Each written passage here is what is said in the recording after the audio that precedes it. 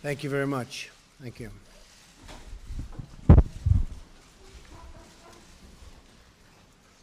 Melania and I are truly honored to welcome French President Macron, Mrs. Macron, to the White House. Thank you very much. It's a great honor.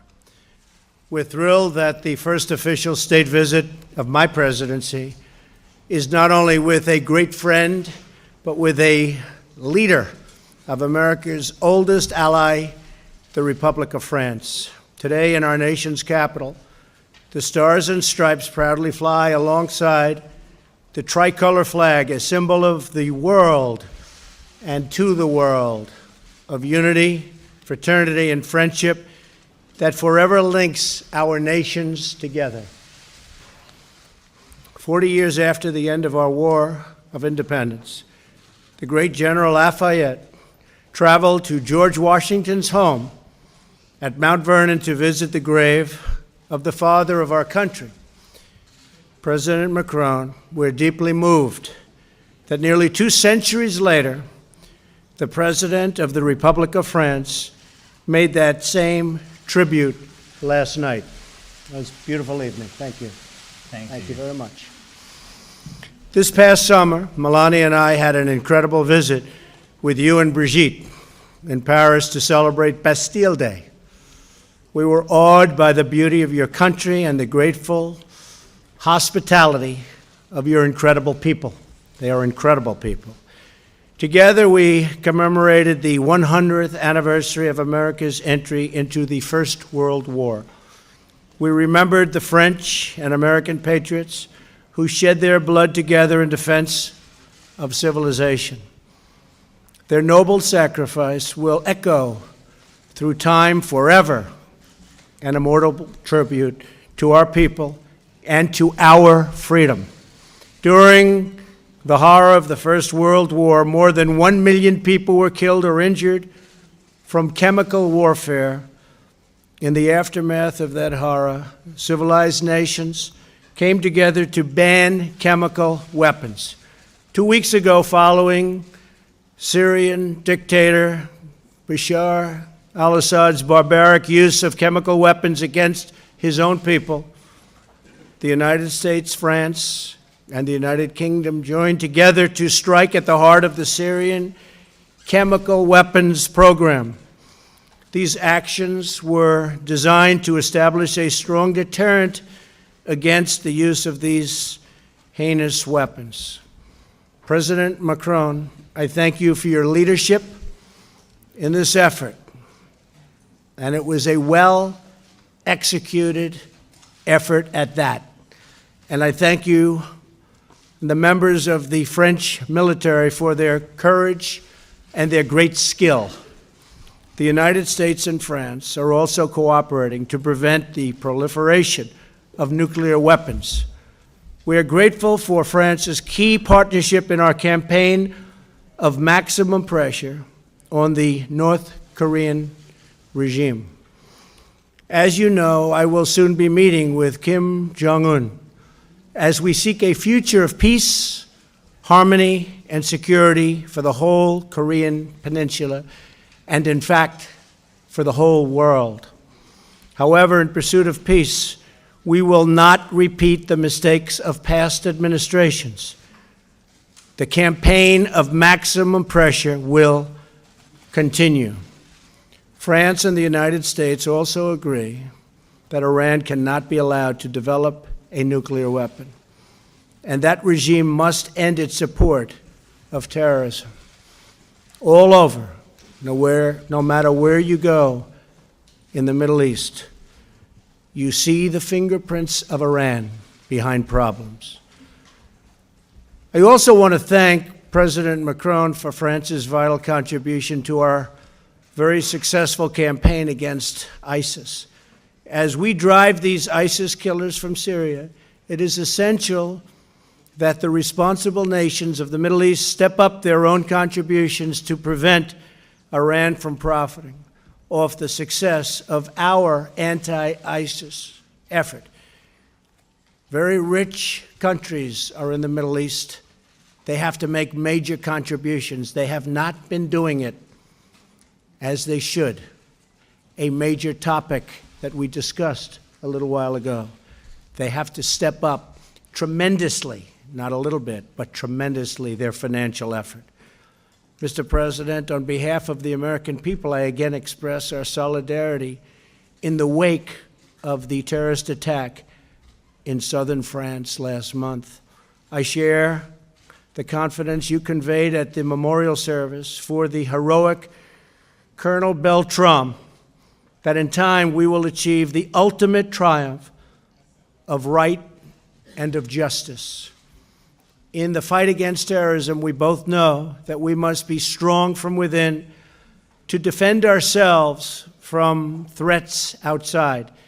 We will do what we must to protect our countries. You are our oldest ally, and you are truly one of our great allies, and we appreciate it. We will always be there for you. Both the United States and France are dealing with a challenge that has gone on for a long, long time. It's uncontrolled migration. In the United States, we are taking strong action to regain control over our borders and over our sovereignty. It's gone on for too long, and we've slowed it down very substantially, but we're going to stop illegal immigration. I know that you face similar challenges in France, and Mr. President, I admire the leadership you have shown in addressing them in a very honest and direct fashion, and not always popular. Both of our elections owe much of the success to the desire of everyday citizens to be heard, to be listened to, and to have control over their own nations and their own futures. Let us demonstrate through our partnership that the voice of the people will always reign. At all times, it will reign. During our meetings today, we also discussed the robust economic relationship between our countries. The United States is setting records in business, and we will continue. And I know that France will be setting records under your leadership very soon. We look forward to exploring increased opportunities for bilateral trade and investment based on the principle of fairness and, importantly, reciprocity. Mr. President, thank you again for accepting our invitation to the White House. It's been such an honor.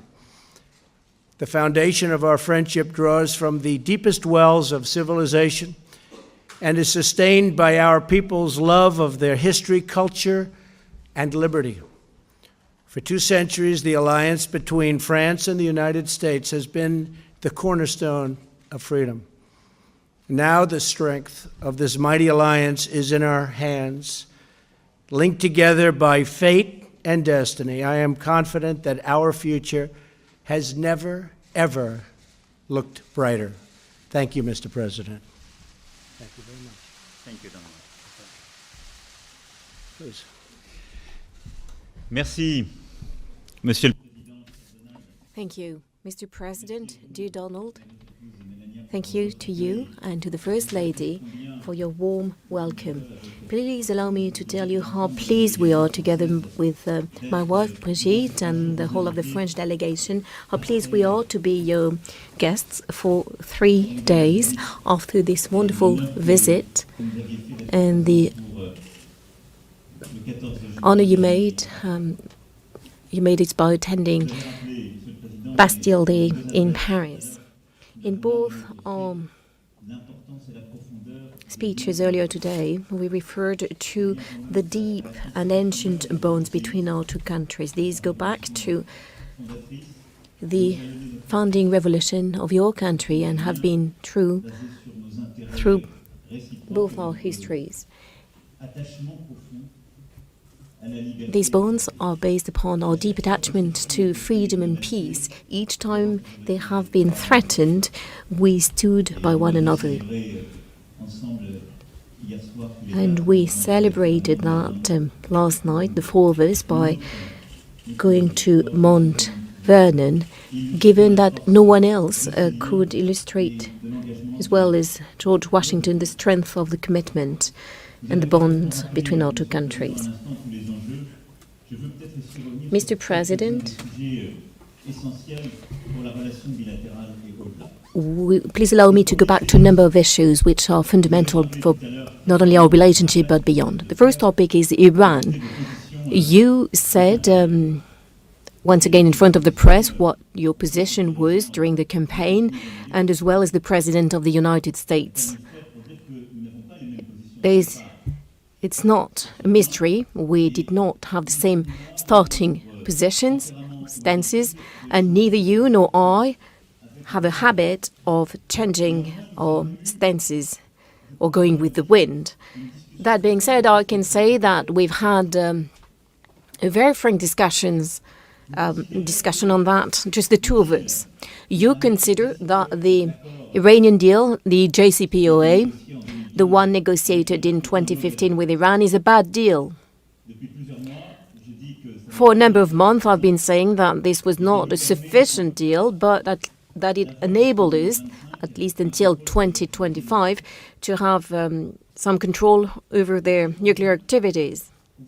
We therefore wish from now on to work on a new deal with Iran.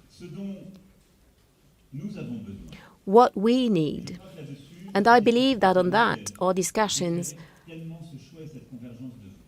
allowed us to shed light on our convergence of views, is that we need to cover 4 topics. The first one is to block any nuclear activity of Iran till 2025. This was feasible thanks to the JCPOA. The second is to make sure that in the long run there is no nuclear Iranian activity. The third fundamental topic is to be able to put an end to the ballistical activities of Iran in the region. And the fourth one is to generate the conditions for a solution, a political solution, to contain Iran in the region, in Yemen, in Syria, in Iraq, and in Lebanon. On these topics, I did not change. I constantly said that we needed to find the framework so that together and with the powers of the region and with the Iranian leaders managed to find a deal. I therefore would like us to commit to that effect in the weeks and months to come. This is the only way to bring about stability. France is not naive when it comes to Iran. We have also a lot of respect for the Iranian people, which through their history, its history has always shown its strength. But we do not repeat the mistakes of the past. Each time we tried to unilaterally replace the sovereignty of a people, we've brought about some more terror. But for our allies, we want sustainable stability. And I believe that the discussions we've had together make it possible to open the way, to pave the way for a new agreement, an agreement on which we will work. And beyond our European partners, we would like to involve the regional powers. And of course, Russia and Turkey. It is also within this framework, as a matter of fact, that together, in the long run, we can find a solution to the Syrian situation. In Syria, we are together engaged within the international coalition against Daesh and the terrorists, and we will continue to act till the end within this framework until victory. That being said, in the long run, we need to win peace and make sure that Syria does not fall into any hegemony in the region. So to that effect, the approach which is agreed means that we can work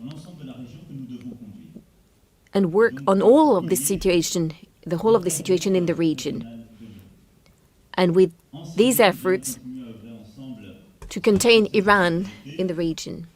We will continue to work to that effect within the UN Security Council to make sure that humanitarian law, the prohibition of chemical weapons are fully complied with, and we will continue to shoulder our responsibilities to that effect. But we will also work with our partners in building a sustainable political solution, an inclusive one that will prevent any hegemony and once again will prevent feeding terrorism in the future.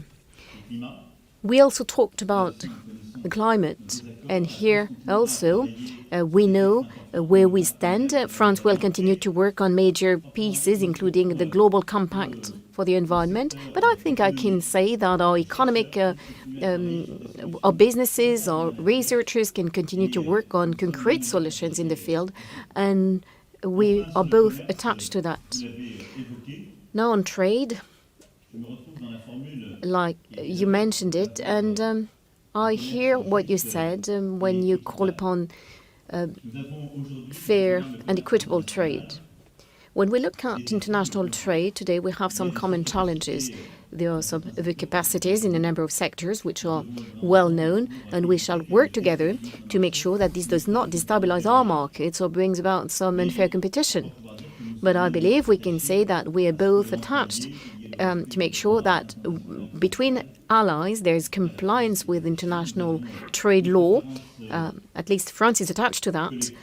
We have our preferences. There are situations we can probably improve. But I believe that both you and I are also attached, want to make sure that our businesses, our companies can operate in a long, a sustainable and stable framework. Mr. President, I meant to mention these few points which you commented as well. And allow me to say once again that the discussions we've had today, the ones we will have tomorrow, are fed not only by the strength of our historical bonds, but also by a sincere friendship, which I believe we share. So thank you once again, Mr. President, Madam, for this extremely warm welcome, for these 3 days spent with you. And thank you as well for being there to meet the challenges which are important for the United States of America, for France, and for Europe, and important for our peoples. Thank you. Thank you. Thank you. I like him a lot. First of all, I want to thank our Vice President and Karen for being here. Thank you very much. Appreciate it.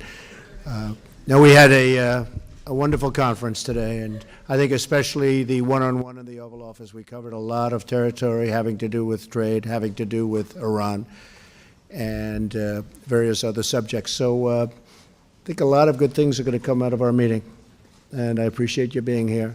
And we'll take a couple of questions. How about Jeff Mason from Reuters? Jeff? Yeah, Thank Jeff. you, Mr. President. Hi, Jeff. Hi there. After your discussions today with President Macron, what is your thinking about a timeline for bringing U.S. troops out of Syria? And on one other topic, you mentioned today that you thought the leader of North Korea has behaved openly and honorably. This is someone who many people have accused of starving his people, killing family members. What did you mean when you called him that? Well, we will start with your second part of the question, and I hope that we will be able to deal in a very open and honorable fashion with North Korea. I started a process, and when I did, everybody thought I was doing it absolutely wrong. But in the meantime, for 25 years, people have been dealing and nothing happened. And a lot's happening right now. I can tell you that, Jeff. A lot is happening. And I think it's going to be very positive. And I hope it's going to be very positive for North Korea and for South Korea and Japan and the rest of the world. But I am starting at a level that, frankly, I shouldn't have had to start. This should have been worked out a long time ago. This should have been worked out many years ago. We were discussing that. We shouldn't be having this situation happen to the United States and the world. This should have been resolved by other presidents and by other leaders of other countries a long time ago. With that being said, I think we're doing very well. Meetings are being set up. And I want to see denuclearization of North Korea. A lot of concessions have already been made. We have made no concessions, despite some of the media saying that I've made concessions. I haven't even discussed a concession, other than the fact that meeting is a great thing. And I'm sure that a lot of other people would have liked to have had the position we're having. I will say this, we've put the strongest sanctions on a country that we ever have put on any country by far. China, President Xi has been very strong in helping us to solve this problem, in his case at the border. He's allowing very little to get through. I think he's doing that for a number of reasons. We have a very good relationship, and also it's very important in terms of trade, because I do play the trade card. If you look at what's happening with trade in China, it hasn't been fair for many, many years to the United States, and we're going to solve that problem. In fact, we're having Secretary Mnuchin and a couple of other folks heading over to, Bob Lighthizer, heading over to China at the request of China. They came here, as you know, last week, and we're having very substantive discussions on trade. But I think it all plays to the border and the fact that they have been extremely strong on the border, and very little has gotten through, much to the surprise of a lot of people. And I believe the trade will work out, but I also think that China has never treated us with more respect than they have over the last short period of time that I'm president. I have a very excellent, as you know, relationship with President Xi, and I think that relationship is very important as to what's happening with North Korea. So the end result is we'll see. Maybe good things will happen, and maybe we're all wasting a lot of time. But hopefully it'll be good for everybody concerned. As far as Syria is concerned, I would love to get out. I'd love to bring our incredible warriors back home. They've done a great job. We've essentially just absolutely obliterated ISIS in Iraq and in Syria. And we've done a big favor to neighboring countries, frankly, but we've also done a favor for our country. With that being said, Emmanuel and myself have discussed the fact that we don't want to give Iran open season to the Mediterranean, especially since we really control it to a large extent. We really have controlled it, and we've set control on it. So we'll see what happens. But we're going to be coming home relatively soon. We've finished at least almost our work with respect to ISIS in Syria, ISIS in Iraq, and we have done a job that nobody has been able to do. But with that being said, I do want to come home, but I want to come home also with having accomplished what we have to accomplish. So we are discussing Syria as part of an overall deal. When they made the Iran deal, what they should have done is included Syria. When I say should have, before giving them Iran $150 billion and $1.8 billion in cash, $1.8 million in cash. If you think about this, before giving this kind of tremendous money, okay, $150 billion and $1.8 billion in cash, in barrels, I hear it was taken out, and in boxes it was taken out, cash. They should have made a deal that covered Yemen, that covered Syria, that covered other parts of the Middle East where Iraq is involved, where Iran is involved. They didn't do that. So we want to come home. We'll be coming home, but we want to have a very, very strong, we want to leave a strong and lasting footprint, and that was a very big part of our discussion. Okay? Thank you. Just a follow-up, if I may, sir. On North Korea, you said you believe in complete denuclearization. What does that mean exactly? It means they get rid of their nukes. Very simple. They get rid of their nukes, and nobody else would say it. It'd be very easy for me to make a simple deal and claim victory. I don't want to do that. I want them to get rid of their nukes. And for President Macron, the president referred earlier in your meetings in the cabinet room to a potential deal between the two of you on Iran. Can you give us a sense of what that might be? And are you confident that you'll have assurances from President Trump that the European Union will be excluded from tariffs on steel and aluminum? Look, as for the second question, is it the president to answer? But I just want here on the trade issue to be very clear. When you look at the trade issues between our two countries, they are balanced. There is no unbalanced relationship. Second, we are following and respecting the WTO rules because we are the one who contributed to the creation of WTO, and we think it makes sense to respect the rule you decided to create. In general, in life, that's a good method. Third, because I do believe that we have a very first issue on trade, which is overcapacities in steel and aluminum. It doesn't come from Europe and not even from France. And it's good to work together when you are allies, and especially when you work so closely together on security issues like Iran and Syria. So I'm confident about the future of the trade relationship, as I think it's part of a broader picture where our interests are totally aligned.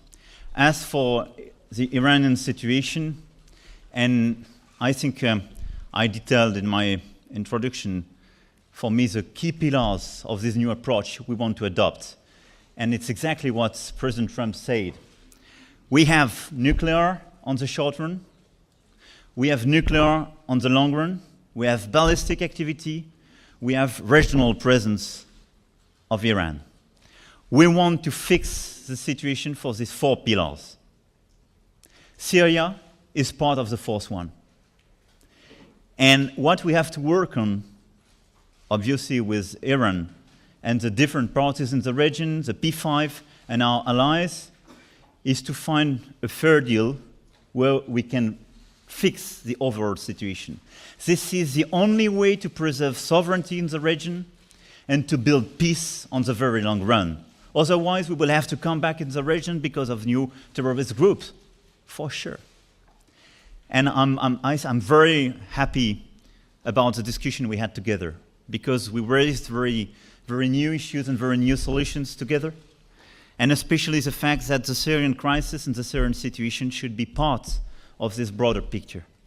And the fact that we are here, and we are today in Syria, together as the international coalition against ISIS, but tomorrow we will have to find a way to fix the situation from a political point of view, not automatically from a military point of view, which means to set up a series of agreements, part of this big deal, in order to be sure that Syria tomorrow will be a sovereign country with inclusiveness and free people in a situation to decide for the future.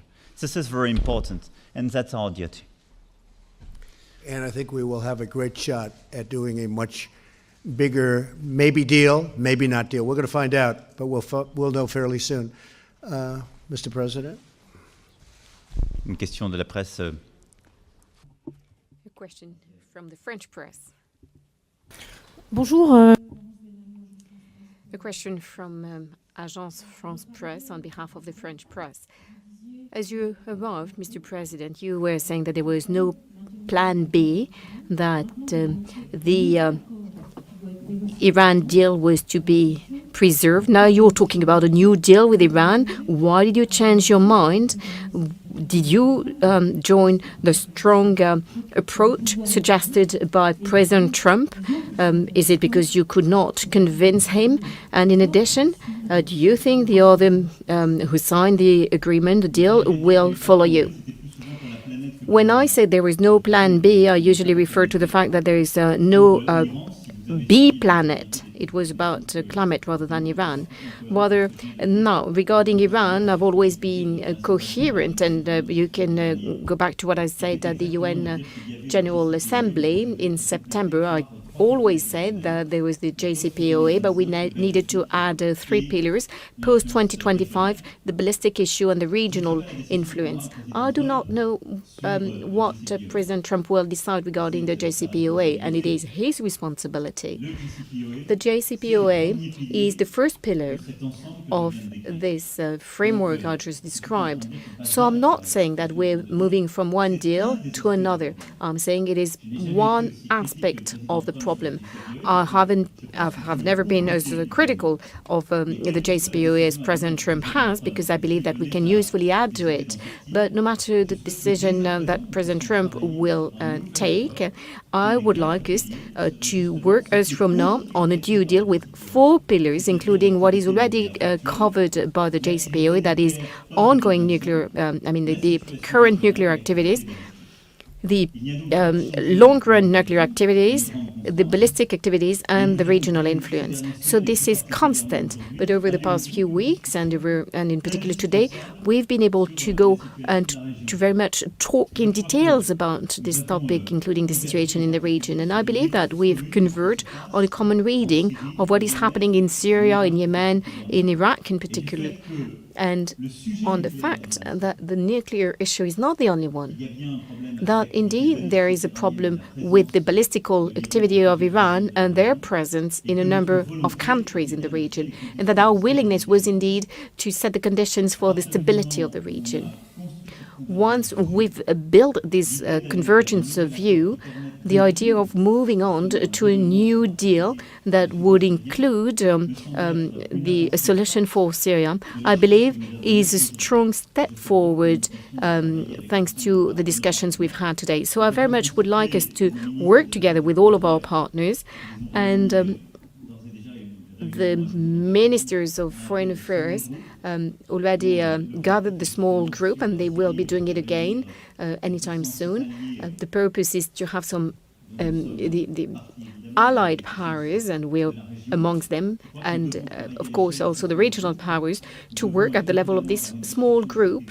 We also shall have some privileged discussions with Russia and Turkey on regional topics, including Syria. So as from now, we will work using that method in favor, work towards a deal. I believe we can both combine our common views and our differences, because we are not in a vacuum. I always said vacuum. I always said we should not tear apart the JCPOA and have nothing else. I think this would not be the good solution. But once we are placing ourselves in a momentum, the purpose of which is to put together a broad agreement covering the 4 topics I just mentioned, it's very different because, first of all, we can take on board the concerns and the criticism of President Trump regarding this deal, which, like I said, once again, this deal was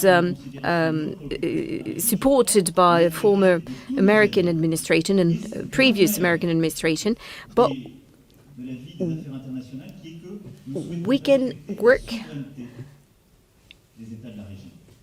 and it is also about respecting the sovereignty of the states of the region. It's not about intervening, no matter what. It is rather about building a stable framework that will contribute to stability and to peace building. And I think this is what we've been agreeing upon today. It's not about tearing apart an agreement and have nothing, but it's about building something new that will cover all of our concerns. And if I might add, the states, and as I alluded to, that in countries that are in the area, some of which are immensely wealthy, would not be there except for the United States and to a lesser extent France. But they wouldn't be there except for the United States. They wouldn't last a week. We are protecting them. They have to now step up and pay for what's happening, because I don't think France or the United States should be liable for the tremendous cost. The United States is embarrassingly into the Middle East as of a few months ago, as you've heard me say before.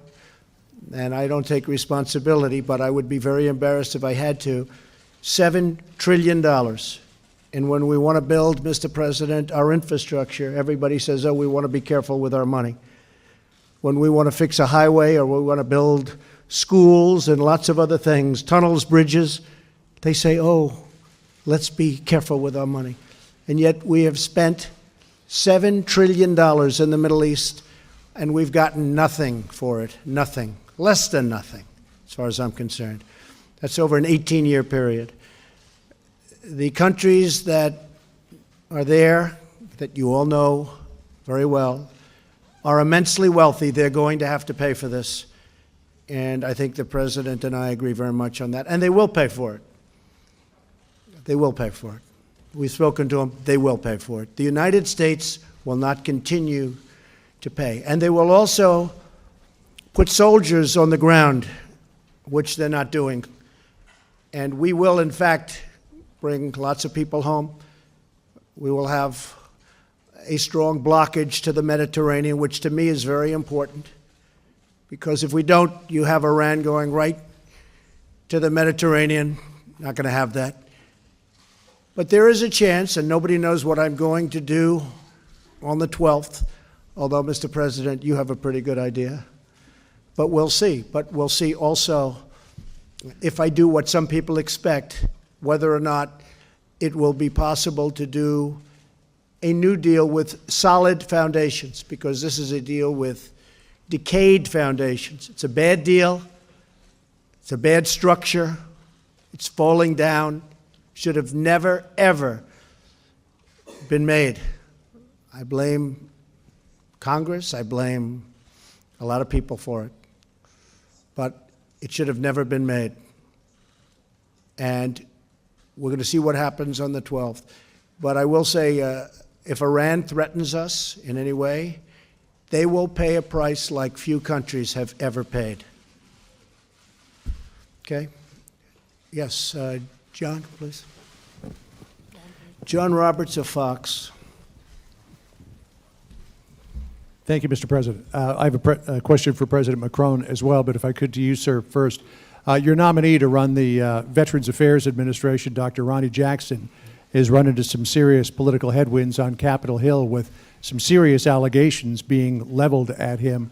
I'm wondering what you know of those allegations, and do you intend to stand behind him?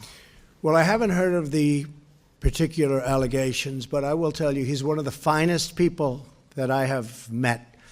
And I think, speaking for Melania also, he's been the doctor for President Obama, I believe for President Bush, for me. I've gotten to know him pretty well. He's a great doctor.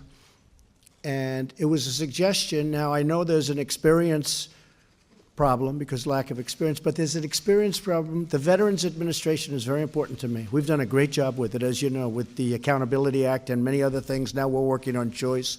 It's going to happen. We're going to take great care of our veterans. That's a very, very important thing. And we've done a great job. But I told Admiral Jackson just a little while ago, I said, what do you need this for? This is a vicious group of people that malign, and they do, and I lived through it. We all lived through it. You people are getting record ratings because of it, so congratulations. But I said, what do you need it for? He's an admiral. He's a great leader. And they question him about every little thing. As you know, with the success of what will hopefully soon be Secretary of State Pompeo, everybody was very surprised. I heard 10 minutes before the vote yesterday on committee that he will not be approved at committee, which would be the first time in many, many decades that something like that would have happened with regard to a Secretary of State. Except I spoke to Rand Paul, and Rand Paul has really never let me down. Rand Paul is a good man. And I knew things that nobody else knew. And Rand Paul said, I'm going to change my vote. And he voted, and everybody was surprised. And he actually got an 11-9 vote, because as you know, Johnny Isaacson's vote counts if it isn't the deciding vote. So it was actually at 11-9 with, I believe, there was one vote. What would you call that, John? A present vote. Not present. No, present. Oh, it's called present, okay. So it was 11-9, and that was a terrific thing. But they failed to stop him. So now they say, who's next? Who's next? And this person, Admiral Jackson, Dr. Jackson, is a wonderful man. I said to him, what do you need it for? And as far as experience is concerned, the Veterans Administration, which is approximately 13 million people, is so big, you could run the biggest hospital system in the world, and it's small time compared to the Veterans Administration. So nobody has the experience. What he is a leader and a good man. But I told him, I said, you know what, Doc? You're too fine a person. His son's a top student at Annapolis. He's a high-quality person. I said, what do you need it for? So he'll be it's totally his decision, but he'll be making a decision. But they failed with Mike Pompeo, and that was a big, big hit because they thought they could stop him and embarrass. The Democrats have become obstructionists. That's all they're good at. They're not good at anything else. They have bad ideas. They have bad politics. The one thing they do is obstruct. And that's why I'm waiting for, you would never believe this, I'm waiting for very good people like the ambassador to Germany. Hasn't been approved yet. It's been in there for 11 or 12 months. We have Angela Merkel coming to the United States on Friday. We still don't have our ambassador approved. And at this rate, and many of the papers checked it out yesterday, and they actually said I was right. But it would be 9 years before these people are approved. We have hundreds of people in waiting to be approved, and the Democrats are taking 30 hours per person. They're taking the maximum time. They are obstructionists. That's very bad for our country. I said to Dr. Jackson, what do you need it for? So we'll see what happens. I don't want to put a man through who's not a political person. I don't want to put a man through a process like this. It's too ugly and too disgusting. So we'll see what happens. He'll make a decision. So are you saying, Mr. President, that you will stand behind him? It's I would definitely stand behind him. He's a fine man. I'll always stand behind him. I'd let it be his choice. But here's a man who has just been an extraordinary person. His family, extraordinary success, great doctor, great everything. And he has to listen to the abuse that he has to. I wouldn't, if I were him, actually, in many ways, I'd love to be him. But the fact is, I wouldn't do it. I wouldn't do it. What does he need it for? To be abused by a bunch of politicians that aren't thinking nicely about our country? I really don't think, personally, he should do it. But it's totally his. I would stand behind him. Totally his decision. And Monsieur le Président, if I could direct a question to you as well. You said that you and President Trump came to some agreement on the way forward in Syria. U.S. troops are really at the heart of any solution. How long, President Macron, do you believe U.S. troops need to stay in Syria? Through the defeat of ISIS, or do they need to stay through a stabilization period until an alternative to the Assad government is stood up? First of all, let me say how proud and honored we are to be part of the international coalition today, alongside with the United States troops, in order to fight against ISIS. We decided to increase our contribution, and we are totally involved in this war against ISIS. And for sure, the very first goal of this intervention and the international coalition on the ground is to finish this work with ISIS, and definitely to finish with our enemies. And our enemies are ISIS and the other terrorist group. Beyond this military presence, and beyond our troops on the ground, we will have to build, as I said, peace, i.e. a new inclusive framework, in order to be sure that Syrian people will have the opportunity to live in peace. All the different ethnics, all the different religious, all the different groups, and to be sure that there is no hegemony in the region. That's a diplomatic work that we've already started, but we have to finish. It's something different. So I would, if you allow me, I would separate these two issues. We are involved on the ground against ISIS. We will finish this war, and it's not to open a new war or to start a new war. But at the same time, we have to open a new work together. That's what we decided to do, in order to build in the overall region a new framework, and especially in Syria. We will assess during the coming weeks and months what we have to do. Because when you are probably much more at the end of a war, you have to adapt to the enemy and the reality on the ground. So we are not here to say, this day we will leave the floor. That's impossible, because it will depend on the reality on the ground. But for sure, what we want to do now is to finish this war with our troops, and we want to fix on the long run the situation to have peace in this region. That's our duty, and it's not just with our troops, it's with our diplomats, our teams, our common work. And obviously with all the allies in the region and people involved. We've pretty much finished with ISIS, and we're going to be making some big decisions in a very short period of time, but we're working very closely together with France and with the President. Okay? Thank you very much. Question. Bonjour messieurs les présidents, Mathieu Coach, BFM TV. Mr. President, BFM television, President Macron, for a year now, you've enjoyed a very friendly relationship with President Trump, quite unusual compared to the previous presidents. At the same time, we can see that you do not agree on a number of topics. There are more and more of them. We've seen that openly in the Oval Office earlier on Iran. It seems like the initial deal with Iran will not be able to be saved. So what about this relationship? Can it have some concrete impact on France? Can it be beneficial to France and to Europe? You talked about reciprocal interest. Is that really the case today? Yes, definitely. I believe the reason why we enjoy this relationship is because of the relationship between our two countries. Indeed, we have a different background, but it is maybe because we both are not politicians or typical politicians. And none of us